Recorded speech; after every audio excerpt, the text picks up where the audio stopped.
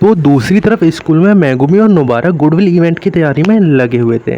हर साल टोक्यो और Kyoto school के बीच में एक फ्रेंडली कंपटीशन होता है और आज इस इवेंट का समय आ गया था। टोक्यो टीम में मेगुमी और नोबारा के अलावा 3 और स्टूडेंट हैं जो कि सेकंड ईयर से हैं और इनके नाम है माकी जेनिन, जो कि जेनिन ब्लड लाइन की मेंबर है और इस दुनिया में जेनिन क्लेन का बहुत ऊंचा अहदा है, साथ ही गोजो क्लेन और कीमो क्लेन का भी। लेकिन माकी को उसकी फैमिली वाले फेलियर मानते हैं क्योंकि वो हेवली रिस्ट्रिक्शन नाम के कंडीशन के साथ पैदा हुई थी, यानी माकी के अंदर कोई भी कर्स एनर्जी नहीं है, लेकिन बदले में उसे सुपर ह्यूमन स्ट्रेंथ मिली हुई है, बिल्कुल यूजी के लेवल की। साथ ही कर्सेस देखने के लिए माकी को चश्मा पहनना पड़ता है और वो सॉर्सरर इसलिए बनना चाहती थी ताकि वो अपनी फैमिली को गलत साबित कर सके कि वो कोई फेलियर नहीं है। और अगला स्टूडेंट है पांडा, जो कि एक कर्स कॉर्प्स है।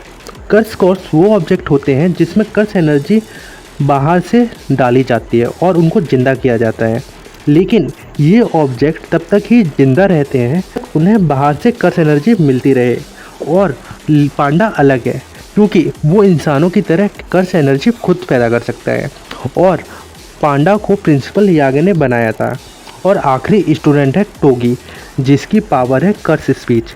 ये अपनी आवाज़ से ही अटैक कर सकता है और ये सिर्फ राइस बोल के इंग्रेडिएंट से ही बात करता है, क्योंकि नॉर्मल तरह से बोलने पर उसके दोस्तों को भी चोट लग सकती है।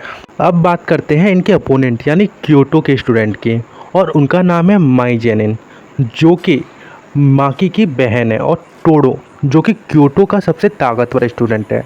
टोडो को लड़ाई करना बहुत पसंद है और उसने मेगुमी से पहली मुलाकात में पूछा था कि उसे किस तरह की लड़कियां पसंद है। मेगुमी का जवाब पसंद नहीं आया था, तो उसने मेगुमी की जमकर धुलाई कर दी थी और उसे बोरिंग लोग पसंद नहीं है। वो एक पॉप स्टार को बहुत पसंद करता है और उसका फ़ैन है। और अगला स्टूडेंट है एक रोबोट, जो मेगामारू है, और इस रोबोट को एक असली इंसान कंट्रोल करता है। बाकी स्टूडेंट है कैमो, मीमा और मोमो। ये सभी अपने स्कूल लीडर लोरी के साथ यहाँ आए थे। अब गोजो एक डब्बा लेकर यहाँ आता है और काफ़ी ड्रामा करते हुए ये रिवील करता है कि असल में यूजी तो अभी जिंदा है। बाकी लोगों के लिए यूजी 2 महीने पहले ही मर गया था और वो उसके लिए रो भी लिए थे, तो उसे देखकर उन्हें समझ नहीं आता कि वो कैसे रिएक्ट करें, पर अंदर से वो सब बहुत खुश थे। बेचारा यूजी को ये देखकर बहुत बुरा लगता है कि कोई भी उसके लौटने से खुश नहीं था, खासकर क्योतो स्कूल के प्रिंसिपल काकू कोनिंग। ये उन हायर अप्स में से एक थे जिन्होंने यूजी को मरवाने का प्लान बनाया था। जब उसे पता चलता है कि यूजी जिंदा है तो वो अपने स्टूडेंट के साथ मीटिंग करता है और वो लोग इस इवेंट के दौरान यूजी को मार दे ताकि सबको ये लगे वो एक्सीडेंट में मर गया। पहले दिन एक टीम बैटल होगी जिसमें जो भी टीम सबसे पहले एक सेकंड ग्रेड की कर्स को मार गिराएगी वो जीत जाएगी। साथ ही यहाँ कुछ लो लेवल के कर्सेज भी छोड़े जाएंगे। ये लोग एक दूसरे के काम में टांग अड़ा सकते हैं, बस किसी को भी जान से मारना मना है। बैटल शुरू होते ही टोडो इन सब के रास्ते में आ जाता है। यूजी सीधा उस पर हमला करता है ताकि बाकी लोग यहाँ से भाग सकें। अब यूजी को बुरी तरह से पीटने के बाद टोडो यूजी से वही सवाल करता है कि उसे किस तरह की लड़कियाँ पसंद है। यूजी बताता है उसे बड़े एस वाली लंबी लड़कियाँ पसंद है, जैसा कि जेनिफर लॉरेंस। यूजी के जवाब सुनकर टोडो को रोना आ जाता है क्योंकि उन दोनों का टाइप बिल्कुल सेम था। इसीलिए टोडो यूजी को तुरंत अपना बेस्ट फ्रेंड बना लेता है। प्लान के मुताबिक बाकी अपोनेंट भी यूजी को जान से मारने यहाँ आ जाते हैं, लेकिन टोडो इन सबको भगा देता है क्योंकि वो अकेला ही यूजी से लड़ना चाहता था।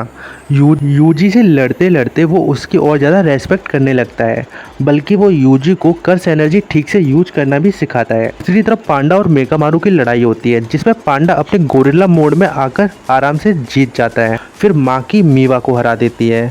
मायूमी भी मेको के साथ लड़ाई कर रहा होता है, जो कि कैमो क्लेन का वारिस है। लड़ाई के दौरान वो मायूमी से बार बार कहता है कि हम दोनों एक जैसे हैं। मायूमी जब 11 साल का था तब उसके फादर लापता हो गए थे और फिर गोजो ने ही मायूमी का ख्याल रखा था। मायूमी के फादर असल में एक जेनिन क्लेन से थे, यानी मेगुमी भी जेनिन क्लैन का मेंबर है। मेगुमी उसे हराने के लिए एलिफेंट और ईगल शिकिगामी का यूज करता है और तभी इन दोनों पर कोई दूसरा ही कर्स अटैक कर देता है।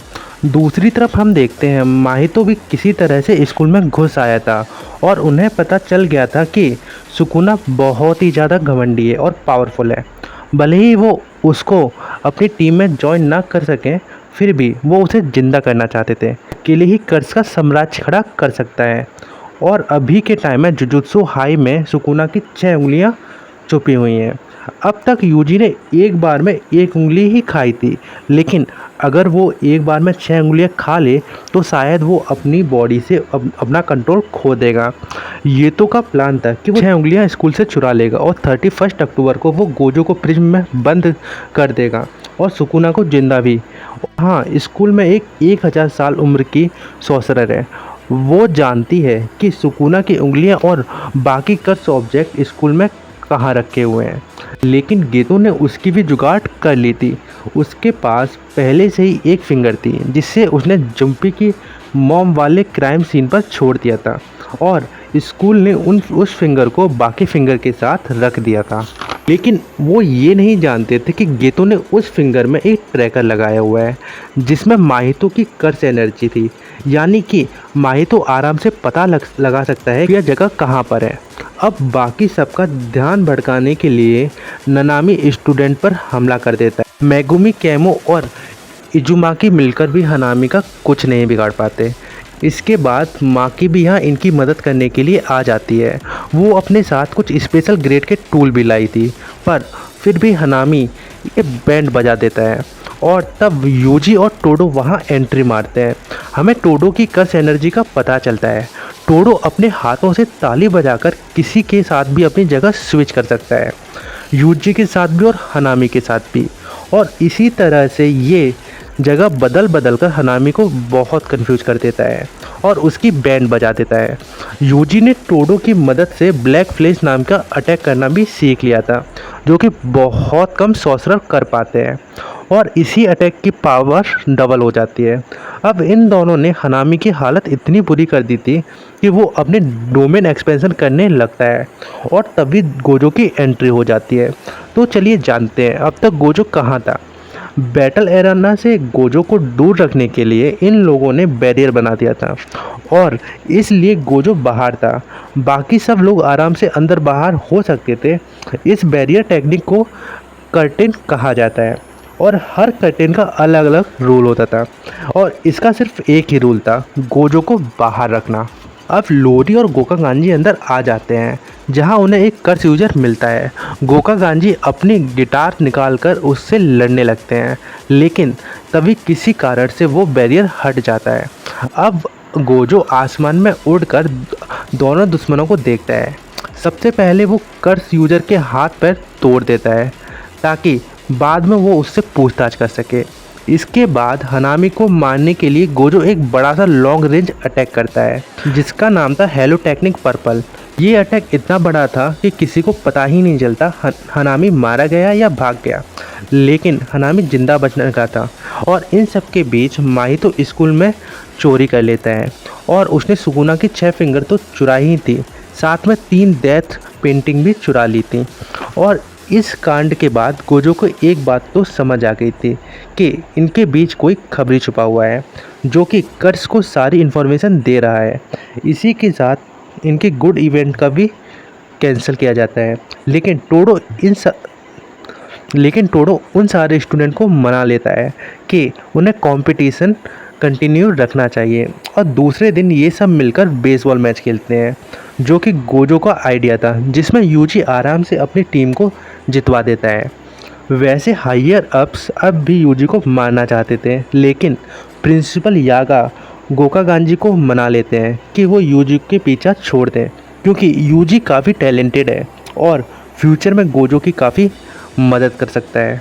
अब एक हफ्ते बाद यूजी, मेगुमी और नोबारा को एक नए मिशन पर भेजा जाता है। असल में 4 लोगों की रहस्यमय तरीके से मौत हो गई थी और ये चारों एक ही मिडिल स्कूल में क्लासमेट हुआ करते थे। जब ये लोग इनके मिडिल स्कूल में इन्वेस्टिगेट करने जाते हैं तो इन्हें पता चलता है कि मेगुमी भी यहीं पढ़ा करता था और यहाँ ज़्यादातर लोग अब भी उसे जानते हैं। खैर, स्कूल से ही इन्हें पता चलता है पास में ही एक भूतिया ब्रिज है। कई साल पहले यह 4 स्टूडेंट वहीं बेहोश हो गए थे। जब इन्हें होश आया था तो उन्हें कुछ भी याद नहीं था कि वो वहाँ कैसे पहुँचे। अब 20 साल बाद इन्हें 4 लोगों का कर्स ने मर्डर कर दिया है। जो भी लोग उस ब्रिज पर गए थे उनकी अब जाकर मौत हो रही है। अब इन्हें मेगुमी की पुरानी क्लासमेट फुजिनुमा भी मिलती है, जो इन्हें बताती है कि उस समय वो भी इस ब्रिज पर गई थी और उसके साथ मेगुमी की सिस्टर भी थी और पिछले हफ्ते से उसे कुछ अजीब सा महसूस हो रहा है। यानी जल्दी ही ये लड़की और मेगुमी की सिस्टर भी उस कर्स के हाथों मार जाएंगे। इसीलिए मेगुमी जल्द से जल्द उस कर्स को मारना चाहता था। उसी रात ये लोग उस ब्रिज के नीचे आकर एक बैरियर में एंटर करते हैं, जहां उनका सामना अजीब से मॉन्स्टर से होता है, जो कि यूजी और नोबारा को बैरियर से बाहर ले जाता है। और इसके बाद मेगुमी के सामने वो कर्स आता है जिसे मारने वो यहाँ आया था। इसी कर्स ने काफ़ी टाइम पहले सुकुना की एक फिंगर को निगला था, लेकिन तब उसकी फिंगर इतनी पावरफुल नहीं थी।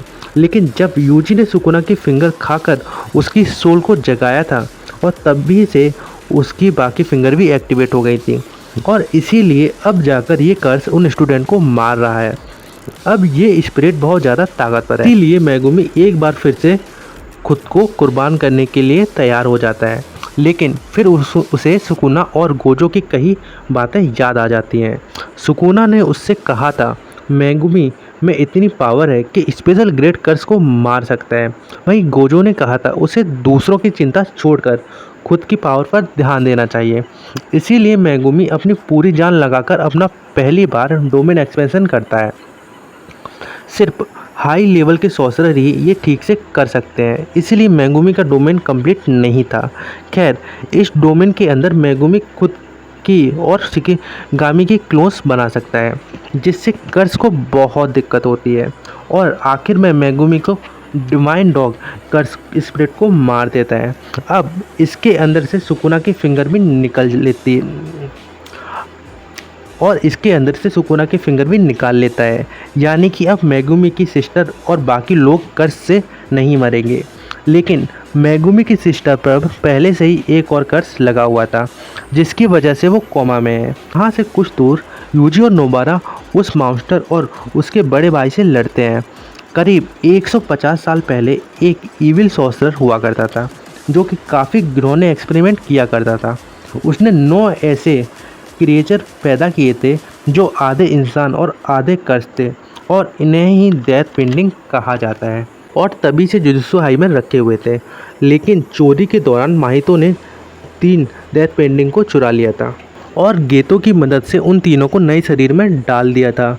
ये तीनों एक दूसरे को भाई मानते हैं और इन्हें सिर्फ अपनी ही चिंता है। इन्हें इंसानों या कर्स से कोई मतलब नहीं है, लेकिन फिर भी ये माहितो की मदद करने के लिए मान जाते हैं, क्योंकि जिस तरह की दुनिया माहितो बनाना चाहता है उसमें ये लोग शांति से रह पाएंगे।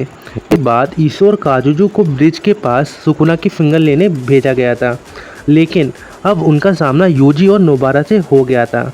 ये दोनों यूजी और नोबारा को के अंदर पॉइजन डाल देते हैं, जिससे उनका शरीर सड़ने लगेगा। लेकिन नोबारा अपनी टेक्निक से उनको भी वही दर्द फील कराती है जो उसे हो रहा था। वहीं यूजी पर किसी भी जहर का असर नहीं होता, क्योंकि वो कर्स के राजा सुकुना की वैसल है। मेजर अपने भाई को मरता देखकर नोबारा से पॉइजन हटा देता है। इसके बाद यूजी और नोबारा मिलकर दोनों भाइयों को मार देते हैं। इनको मारने के बाद इनकी बॉडी गायब नहीं होती। तब इन्हें पता चलता है ये कोई कर्स नहीं थे, ये इंसानों की तरह जिंदा थे। इसके बाद यूजी को बुरा लगता है कि उन्होंने 2 जिंदा लोगों को मार दिया। यूजी को पता लगता है कि लाइफ की वैल्यू क्या होती है, और उसने ये फैसला भी लिया था कि वो किसी की जान नहीं लेगा। हर इनके तीसरे बड़े भाई चोसो को ये सेंस हो जाता है कि उसके दोनों भाइयों को मारा जा चुका है, और गेतो को तुरंत अपने पेट से पता लग जाता है कि यूजी और नोबारा ने उसके दोनों भाइयों को मार दिया है। खैर, उसके बाद यूजी और नोबारा दोनों मेगुमी के पास जाते हैं। मेगुमी यूजी को सुकुना की फिंगर देता है, लेकिन सिर्फ संभाल कर रखने के लिए। लेकिन सुकुना यूजी के हाथ में से ही उस फिंगर को निगल लेता है। खैर, आज इन तीनों ने एक एक स्पेशल ग्रेड के कर्स को मारा था, जो कि काफ़ी बड़ी बात है। कुछ दिनों तक ये बात फैलने लगती है, जिसके लिए गोजो काफ़ी खुश था। इसके बाद टोडो उनकी सिफारिश भी करता है कि उन्हें फर्स्ट ग्रेड में डाल दिया जाए, और गोजो अपने एक फ्रेंड मिमी को रिश्वत देता है, जिससे वो माकी और पांडा की भी सिफारिश करती है सॉर्सरर बनने के लिए। अब सेकंड ग्रेड के स्टूडेंट कड़ी ट्रेनिंग करने लगते हैं कि फर्स्ट ईयर के स्टूडेंट उनसे बड़े बड़े कारनामे कर रहे हैं। अब टेक्निकली वो 4 लोग मारे गए थे। इसका रीजन यूजी था। ना वो सुकुना की फिंगर खाता, ना ब्रिज वाला कर्स एक्टिवेट होता। लेकिन मागुमी और नोबारा डिसाइड करते हैं कि वो ये बात यूजी को नहीं बताएंगे, वरना वो इसका जिम्मेदार खुद को मानेगा।